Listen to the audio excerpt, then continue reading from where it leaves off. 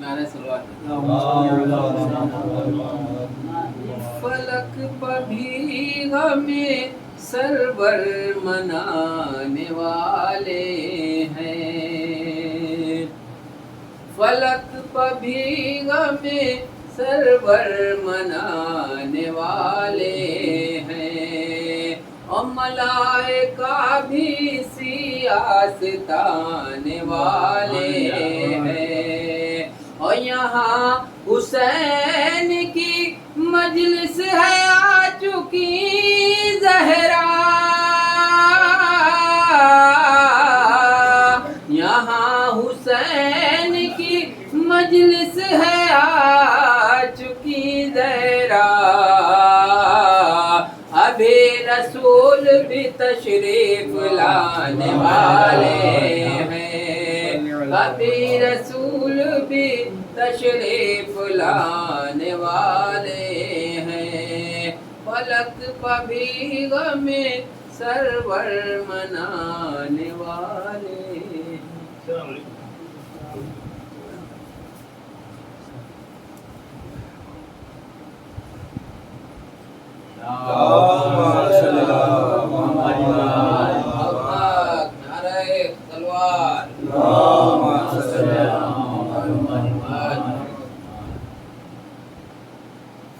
رحم الله من قرأ سورة الفاتحة.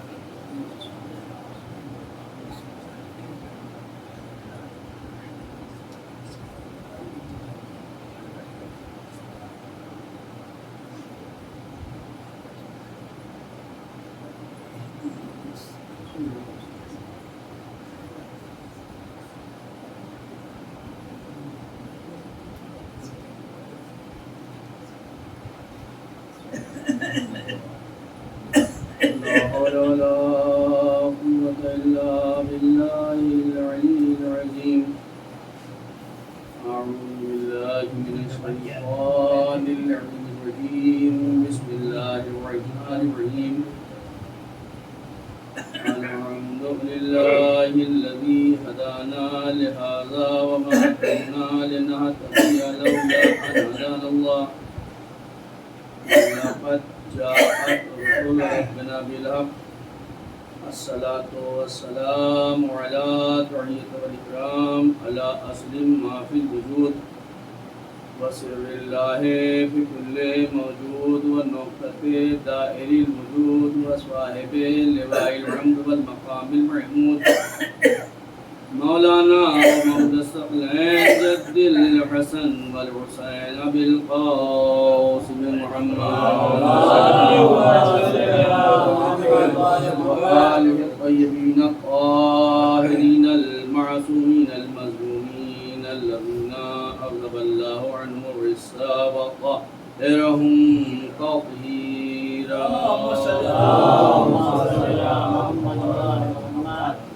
ولعنة الله على أعدائهم أجمعين من يومنا إلى قيام يوم الدين.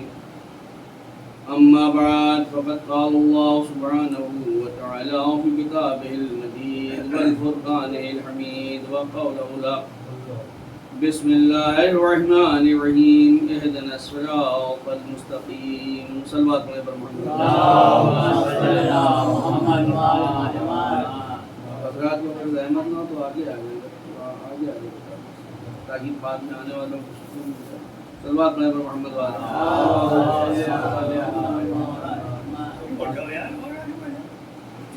ایک اور صلوات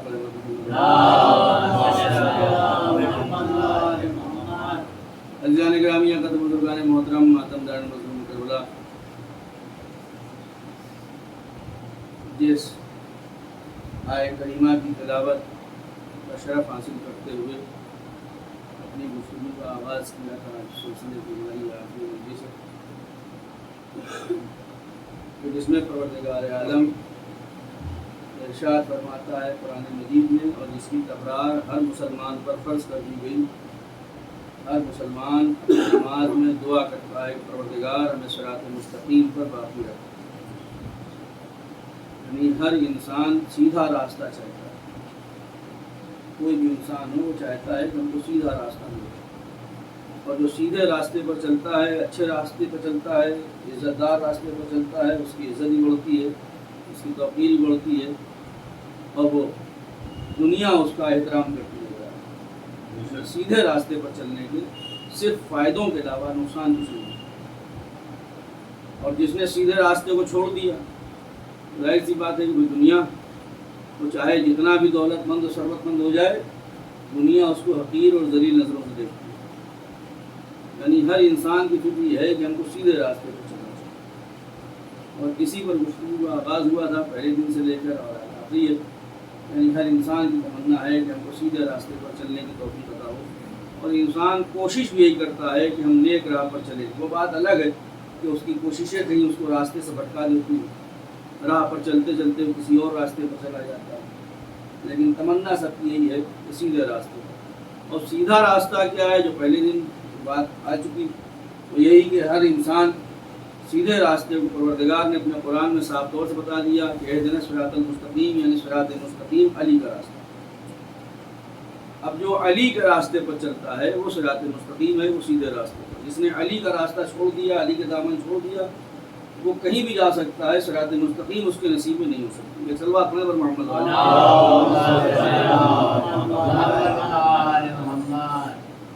یعنی ہر انسان مولا کائنات کے راستے سے وابستہ ہونا چاہیے۔ معرفت کی بات ہے، کچھ لوگ پڑھ کے اس کو سمجھتے ہیں، کچھ انسمجھے طریقے سے صرف رٹ کے آگے بڑھ جاتے ہیں۔ کوشش یہ ہے کہ انسان علی کا، آخر ہے کہ علی کا راستہ، علی کا راستہ ہے کیا؟ کروایا جائے گی۔ میں نے کہا کہ علی نہیں، اسلام کے پہلے ویسے تو روحانی راستے مولا کائنات نے تمام تیار کیے، اور زمینی راستہ بھی مولا کائنات نے، پہلا راستہ اسلام میں مولا کائنات نے ہی بنایا تھا، جو 17 میل کی سڑک تھی، جو بات چل ہو چکی، یعنی وہ پہلی سڑک جو اسلام کی مولا کائنات نے تعمیر کرائی اور خود تعمیر کری۔ تو معلوم ہے کہ راستے کا مسئلہ صرف علی سے، جو علی کے راستے سے گزرتا ہے اس کی زندگی بھی کامیاب ہو جاتی ہے۔ اور جس نے اس راستے سے بغض و عداوت رکھی تو اس کا نتیجہ کیا ہے وہ بھی آپ کے سامنے۔ بس مختصر یہ کہ ہر انسان چاہتا ہے کہ ہم عزت کی زندگی گزاریں، اور عزت کی زندگی کیا ہے کہ آج پورے ملک نے جشن آزادی منائی، سب نے آج کے دن ہمارے ملک نے، ہر بچے نے، ہر انسان نے جشن آزادی منایا۔ ہم نے بھائی آزادی کا مطلب کیا ہے؟ یہ آزادی کیا ہے؟ کیا جس وقت ہمارا ملک غلام تھا، کیا ہمارے ہاتھ پیروں میں ہتھکڑیاں پڑی تھیں؟ پیروں میں بیڑیاں پڑی تھیں؟ کیا ہم کو قید میں رکھا جاتا تھا؟ کہا نہیں، ہم اپنے گھر میں رہتے تھے، جو ضروریات زندگی وہ تمام ہوتی تھیں، انسان کھانا بھی کھا رہا تھا، سروس بھی کر رہا تھا، مزدوری بھی کر رہا تھا، کام بھی کر رہا تھا، شادی بھی ہو رہی تھی، تمام زندگیاں چل رہی تھی جیسے انگریزوں کے ٹائم پہ بھی۔ لیکن پھر یہ غلامی کا مقصد کیا ہے؟ کہا کہ مین مسئلہ غلامی کا ہوتا ہے، وہ ہوتا ہے ذہنوں کو بند کر دینا۔ سب سے بڑی غلامی ہوتی ہے ذہنی۔ انگریزوں نے ملک کے لوگوں کے ذہنوں پر اپنی حکومت کا تالا اس طرح لگا دیا کہ کچھ سوچنے اور سمجھنے کی انہوں نے اجازت نہ دی، یعنی آپ کو اختیار نہیں ہے کہ آپ حکومت کے خلاف کچھ سوچ سکیں، کچھ بول سکیں۔ یہ ایک صلوات میں معلوم یہ ہوا کہ آزادی ذہنی طور پر، اور جب ملک آزاد ہوا تو ہر انسان خوش، لیکن مسئلہ وہی آتا ہے کہ جنہوں نے اس ملک کو آزاد کرانے کے لیے اپنی زندگی کی بیش قیمتی زندگی دی، ہر انسان کی زندگی اپنی ایک قیمتی ہوتی ہے، اور جن لوگوں نے اس ملک کو آزاد کرانے کے لیے اپنی قربانیاں پیش کی، کیا اس لیے قربانی پیش کی تھی کہ جب ایسا دن آئے، یعنی 15 اگست یا 26 جنوری آئے تو آپ سڑکوں پر گاڑی لے کے ہلکا مناتے چلیے، چیختے چلاتے چلیے، کیا اس لیے قربانی دی تھی؟ آخر وہ کیسا ملک چاہتے تھے؟ تو معلوم یہ ہوا کہ وہ ملک چاہتے تھے جہاں سکون ہو، انسان کو ذہنی طور پر آزادی نصیب ہو، اس کے سوچ پہ کسی طرح کی بندش نہ ہو۔ یہ آزادی کا اور مین ٹارگٹ تھا سب کا، ملک کی آزادی، ہمارے ملک کی آزادی مین ٹارگٹ تھا۔ نتیجہ کیا ہوا؟ جب ایک مقصد سامنے تھا اور سب کی نظر میں ملک تھا، تو پھر کسی نے نہ ہندو دیکھا نہ مسلمان دیکھا، سب ایک ساتھ ہو کر اس ملک کی آزادی کے لیے سب نے اپنی قربانیاں پیش کی۔ معلوم ہے جب مقصد سامنے ہوتا ہے تو اپنی تکلیف انسان بھول جاتا ہے اس مقصد کو پانے کے لیے، اور تمام تکلیفوں کو ہنستے ہوئے جھیل جاتا ہے۔ ہم نے کہا یہ ایک دنیا کی آزادی کی بات تھی، ایک ملک کی آزادی کی بات تھی کہ جس کو پیش نظر رکھتے ہوئے لوگوں نے اپنی زندگی کی بیش قیمتی زندگی قربانی پیش کر دی۔ ان کا مقصد، ان کا ہدف تھا یہ ملک، اس کو آزاد کرانا ہے۔ ہم نے کربلا کے اندر بھی یہی مسئلہ تھا، وہاں مقصد تھا یزیدیت سے آزادی، ظلم سے آزادی، کفر سے آزادی، اور کربلا میں جتنے بھی جاں باز تھے ان سب کا ہدف بس یہی تھا دین محمدی کو بچانا، اور سب کے سامنے چہرہ امام مظلوم کربلا تھا، سب کی محبت امام حسین تھی۔ تو کربلا میں کسی نے بھی اپنے اذیت کو محسوس نہ کیا۔ پوری کربلا کی تاریخ آپ دیکھ لیں، کوئی بھی شہید روتا نظر نہیں آیا، کوئی بھی شہید کربلا میں روتا نظر نہیں آیا کہ میں مرنے جا رہا ہوں رو رہا ہوں۔ آپ تاریخ دیکھ سکتے ہیں، بزرگ کا مجمع، کہیں کسی تاریخ میں کوئی شہید نے گریہ نہیں کیا کہ میں مرنے جا رہا ہوں۔ بس ایک شہید کے بارے میں ملتا ہے جو روئے، اور اس شہید کا نام ہے یتیم حسن جناب قاسم۔ لیکن وہ کیوں روئے؟ جب تک ان کو اذن جہاد نہ ملا وہ گریہ کرتے رہے، لیکن اب تاریخ لکھتی ہے جیسے ہی جناب قاسم کو اجازت ملی اب وہی روتا ہوا چہرہ خوش و خرم نظر آیا۔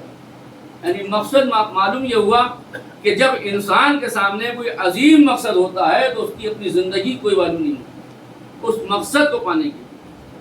جیسے ہمارے ملک کو ہمارے دیش کے ان تمام شہیدوں نے آزاد کرانے کے لیے اپنی زندگی قربانی دی، تو اس کا مقصد یہ نہیں تھا کہ ہماری شہادت کے بعد اس ملک کے اندر فتنہ و فساد ہو، تمام پریزیاں ہوں، نفرتیں ہوں۔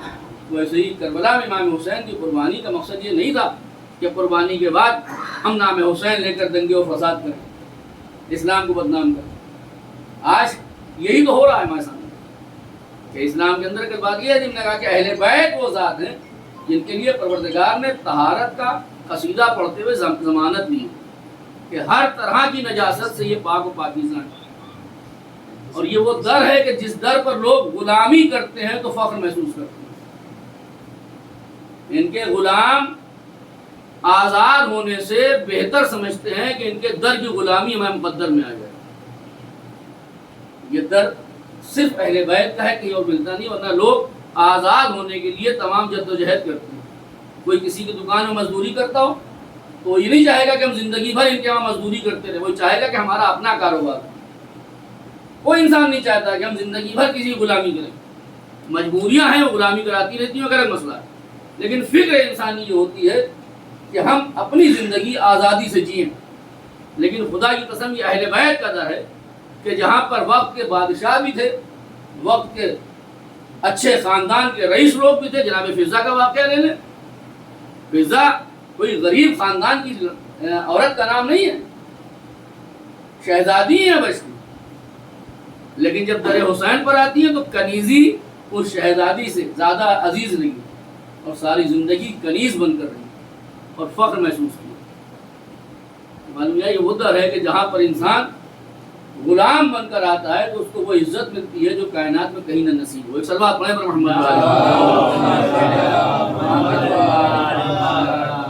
اہل بیت، یہ راستہ جو ہے اہل بیت کا، اہدنا صراط المستقیم، سیدھا راستہ، سیدھا راہ۔ ہر انسان چاہتا ہے کہ ہم نیک راہ پر چلیں، اور نیک راہ جو امام حسین نے اور اہل بیت نے جو بتائی ہے، اور کربلا میں جو امام حسین نے جو سیدھا راستہ دکھا دیا، صبح قیامت تک دنیا چاہ کر بھی، آپ دیکھ سکتے ہیں آج کل سوشل میڈیا کا زمانہ ہے، یوٹیوب پہ وہ تمام لوگ جو دشمنان حسین کے قصیدے پڑھتے ہیں کہیں نہ کہیں سے ان کی دفاع کرتے نظر آتے ہیں۔ قاتلان امام حسین کے اور دشمنان امام حسین کے دفاع کرتے نظر آتے ہیں، کہیں نہ کہیں سے دشمنان اہل بیت کی دفاع کرتے نظر آتے ہیں، لیکن جب نام حسین آتا ہے تو مجبور ہو جاتے ہیں، اور ان تمام جن کی وہ وکالت کر رہے تھے ان کے تمام ذکروں کو کونے میں رکھ کر امام حسین کے قصیدے پڑھتے ہوئے وہ مجبور ہو جاتے ہیں، نظر آتے ہیں۔ یہ وہ راستہ ہے، یہ وہ حق راستہ ہے کہ جس راستے پہ آنے کے بعد انسان کو کچھ نظر نہیں آتا، صرف اس کو اجالا نظر آتا ہے۔ یہ وہ راستہ ہے کہ ان کے وہاں اگر غلام بھی آتا ہے تو اپنی زندگی کو کامیاب پا لیتا ہے، اور ان کے در کے غلاموں کا کہنا کیا ہے؟ ان کے در کی غلامی کے بعد انسان اپنی زندگی کو ایسا آزاد پاتا ہے کہ اس دنیا میں بھی آزاد رہتا ہے اور آخرت میں بھی آزاد ہوتا ہے۔ آپ دیکھ سکتے ہیں کہ حر اپنے فوج کا کمانڈر ہے، ایک اچھے عہدے پر ہے، لیکن جب امام حسین کے قدموں پہ آتا ہے تو غلام بن کر آتا ہے۔ ہمارا واقعات ہیں، ایسا نہیں ہے کہ صرف یہ معصومین کے واقعات ہیں۔ آج ہم سے لوگ کہتے ہیں کہ صاحب وہ معصومین تو ان کا مقابلہ ہم کیا کریں؟ نہیں، معصومین کی بات نہیں ہو رہی، ان کا مقابلہ کوئی کر ہی نہیں سکتا، لیکن وہ اپنے فوج کا کمانڈر ہے جس کے انڈر میں 6000 سپاہی ہر وقت جس کے حکم کی تعمیل کر رہے ہیں۔ تاریخ میں 6000 فوج سپاہی جس کے حکم کی تعمیل کرتے ہیں، جس کی غلامی میں 6000 لوگوں کی بادشاہت کو چھوڑ کر در حسین پر غلام بن کے آ جانا، اور کس طرح سے کہ جب امام حسین کے در پر آتے ہیں تو کیا کہا امام حسین نے؟ ہو تیری ماں نے تیرا کیا نام رکھا ہے؟ اس دنیا میں بھی آزاد اور آخرت میں بھی آزاد۔ ایسا اللہ اپنے پر محمد والے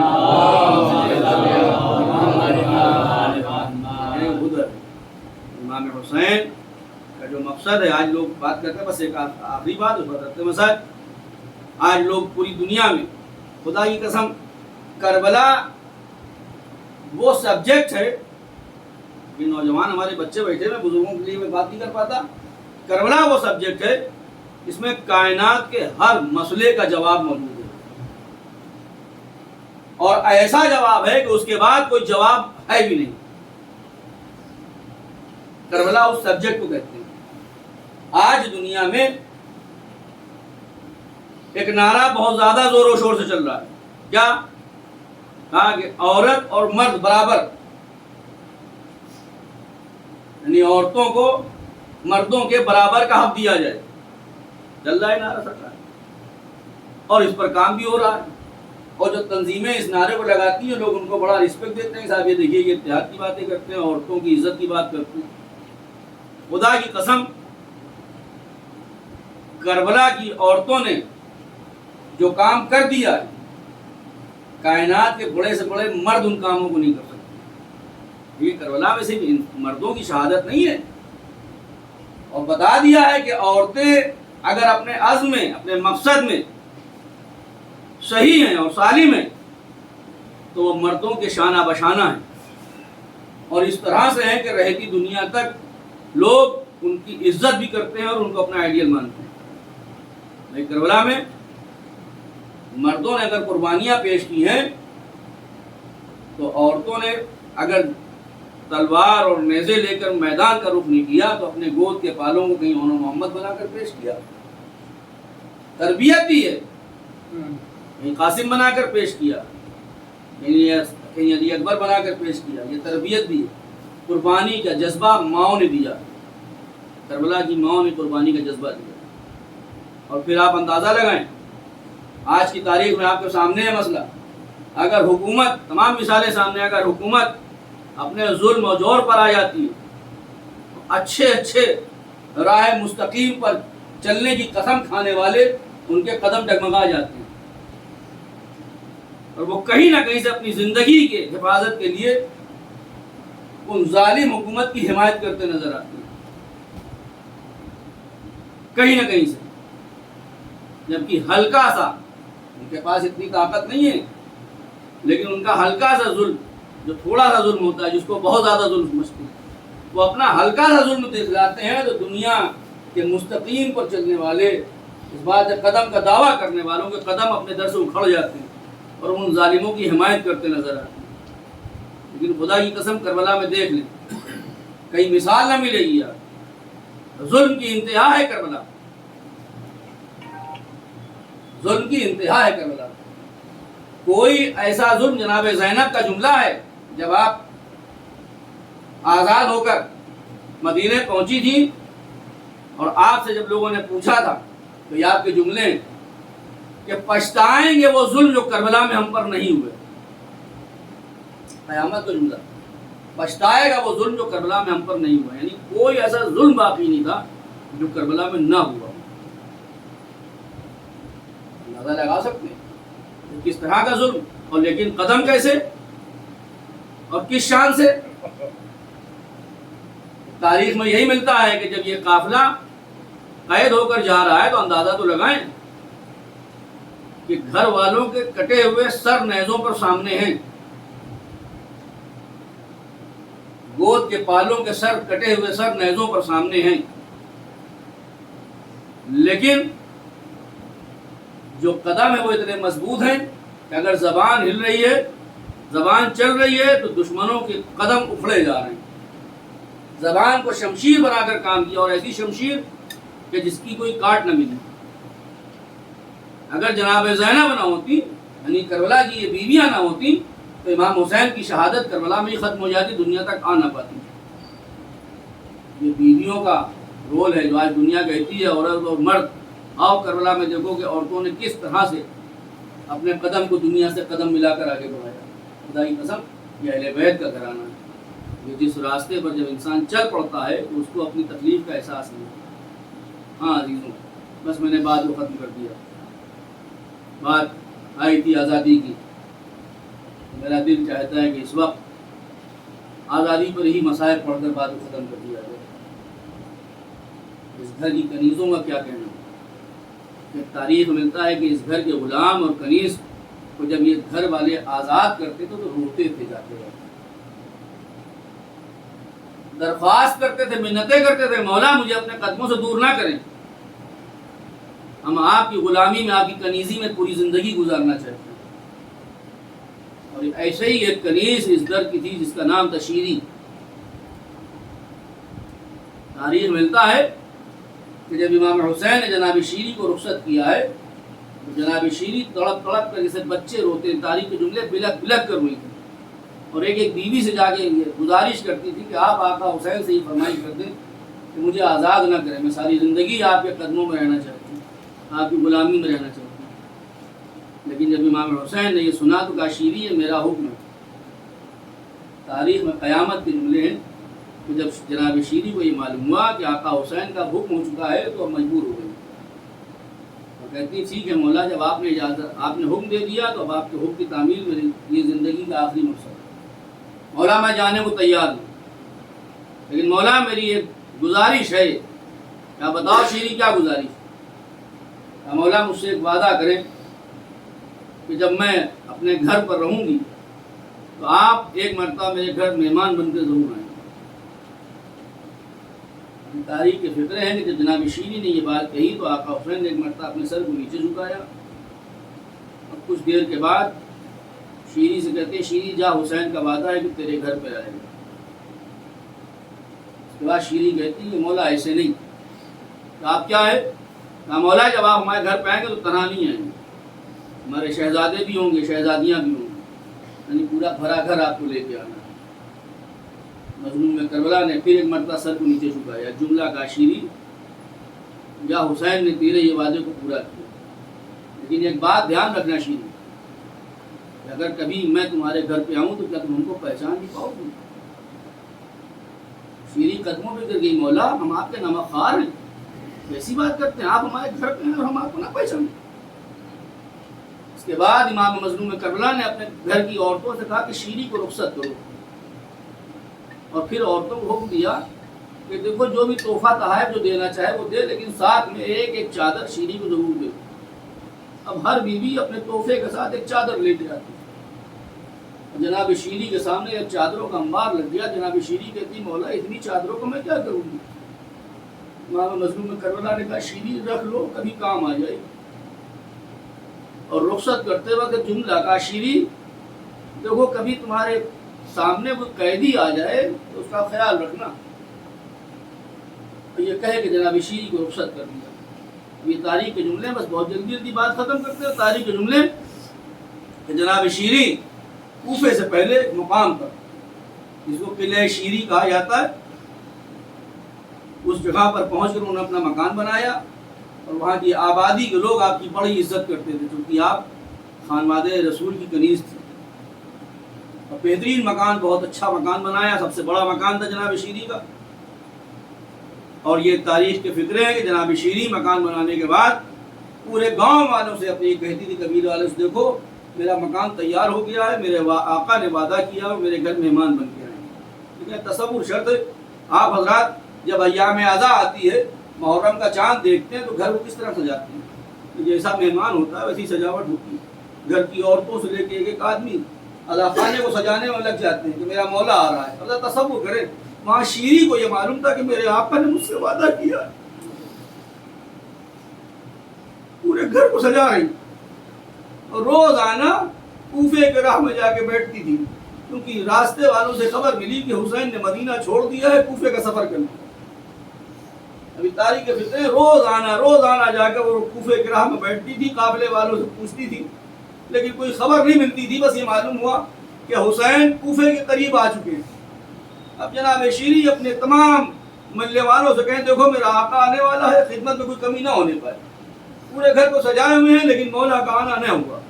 ابھی تاریخ کے فطرے کہ ایک دن جناب شیری صبح سے بیٹھی ہوئی تھی، بہت تھک گئی، اور اس کے بعد اپنے گھر پر آئی، اور آنے کے بعد اپنے حجرے میں جا کر آرام فرما گئی کہ کنیزوں نے جا کر شیری کو اٹھایا، کہا شیری آپ کے گھر کے باہر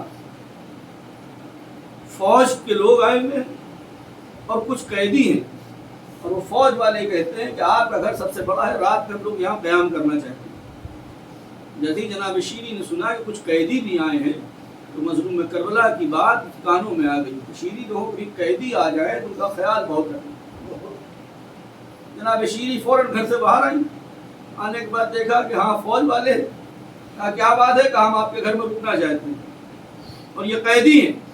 جناب شیری نے کیا دیکھا کہ کچھ عجیب قیدی ہیں، رات کا اندھیرا ہے، خواب و خیال میں نہیں تھا کہ جس کا ہم انتظار کر رہے ہیں وہ قافلہ آیا۔ جناب شیری نے کہا کہ ہاں آپ لوگ اندر آئیں۔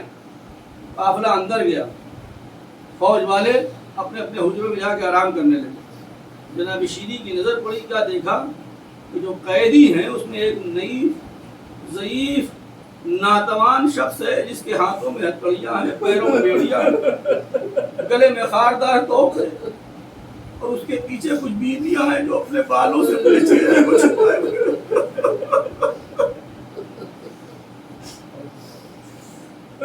کہتی ہے کہ آپ لوگ یہاں کے کھڑے ہمارے گھر میں آئیے۔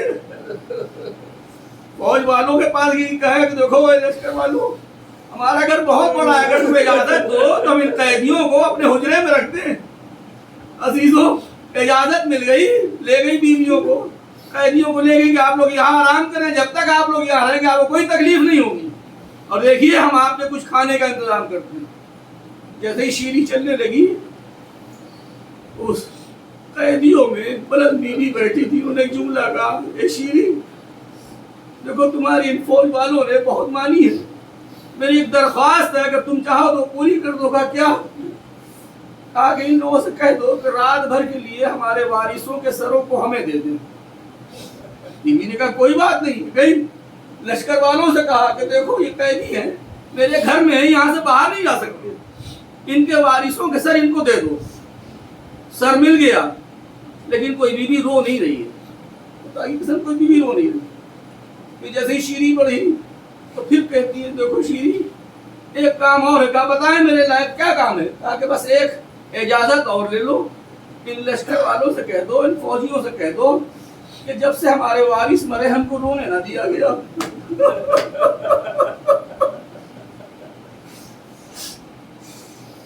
آج کی رات مجھے اپنے وارثوں کو رونے نہ دیا جائے۔ شیری کی اجازت لے کے آئے، بیوی آپ آرام سے اپنے چاہنے والوں پر ماتم کریں، ہم آپ کے لیے کچھ انتظام کرتے ہیں۔ بس تاریخ ملتا ہے کہ جیسے ہی جناب شیری پلٹی، ایک مرتبہ کانوں میں آواز آئی، اے میرے ماجائے حسین۔ تو دو تین جملے مجلس ختم ہو گئی۔ اے میرے ماجائے حسین، میں جناب شیری کانوں میں آواز آئی، پلٹ کے آئی اور کہنے لگی بیوی دیکھو آپ کو رونا ہے تو روئیں، لیکن اس نام کو لے کے نہ روئیں۔ اگر مرنے والے کوئی بھائی ہو تو اس کا نام لے کر رونے، لیکن اس نام کو لے کے نہ روئیں۔ بس یہ کہے کہ شیری پلٹی کہ پھر ایک مرتبہ کانوں میں آواز آئی ہے میرے بھائی عباس کا بابا حسین، عباس کا آقا حسین، بس یہ سننا تھا جناب شیری پھر پلٹی۔ اے بی بی دیکھیے آپ اس نام کو لے کے بھی نہیں رو سکتی، اگر مرنے والے کوئی بیٹا ہو تو اس کا نام لے کے رو لیں۔ بس تاریخ ملتا ہے کہ جیسے ہی شیری پلٹی کی آواز آئی اے میرے علی اکبر کا حسین، بس اب شیری سے نہ برداشت ہوا، قدموں پہ آ کے بیٹھ گئی۔ اے بی بی یہ بتائیں کہ آپ لوگ کون ہیں؟ کوئی بولتا نہیں۔ میں ایک مرتبہ اس بیمار کے پاس گئی جن کے ہاتھوں میں ہتھکڑیاں تھی، پیروں میں بیڑیاں تھی، آپ کو اس کٹے ہوئے سر کا واسطہ جو آپ کے مقتول ہیں، آپ کو ان کی قسم آپ لوگ بتائیں کہ آپ کون ہیں؟ پر تاریخ ملتا ہے کہ امام نے کچھ کہا نہیں، میں ایک مرتبہ اشارہ کیا اس کٹے ہوئے سر کی طرف جو بلند نیزے میں تھا۔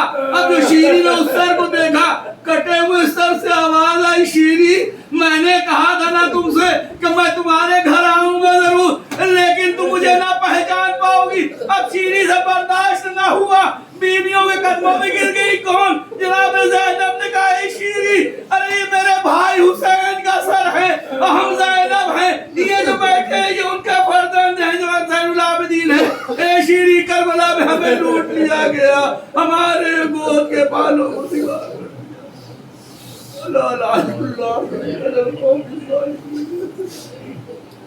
سے عالم الذین ظلموا منقلبین انا للہ و انا الیہ راجعون۔ پروردگار بھی واسطہ محمد اور آل محمد کے صدقے میں ہماری گریہ کرتی آوازوں کو رحمت نازل، ہمارے ان آنسوؤں کو رومال سیدہ میں جگہ گئے۔ پروردگار بھی واسطہ امام حسین کے حق کا، میرے مالک جن گھروں میں فرش عزا امام حسین برپا ہوتی ان گھروں میں اپنی رحمت نازل فرما، ان گھروں کو دشمن کے شر سے، نظر بد سے، شیطان کے شر سے محفوظ، بانی مجلس اور حاضرین مجلس کے مرحومین کی مغفرت فرما۔ پروردگار کی واسطہ محمد اور آل محمد کا بانی مجلس اور حاضرین مجلس کی جو بھی عائزہ اور اقارب بیمار یا پریشان حال ہیں، پروردگارہ بطفیل محمد اور آل محمد ان کی بیماریوں سے ان کو نجات دلا، ان کی پریشانیوں سے ان کو نجات دلا۔ پروردگار کی واسطہ محمد اور آل محمد کا ہمارے گھروں میں جو بہن اور بیٹیاں بیٹھی میرے مالک ان کی عزت اور آبرو کی حفاظت فرما، ہمارے گھروں میں آپس سے اختلافات کو دور فرما، ایک دوسرے کے دلوں میں ایک دوسرے کی عزت اور محبت کو قائم کرنا۔ میرے مالک و مولا کی واسطہ محمد اور آل محمد کا ہمارے شکم کو مال حرام سے محفوظ فرما، ہمارے امام کے ظہور میں تعجیل فرما، ہم سب ان کے اعوان و انصار میں شمار فرما۔ ماتم حسین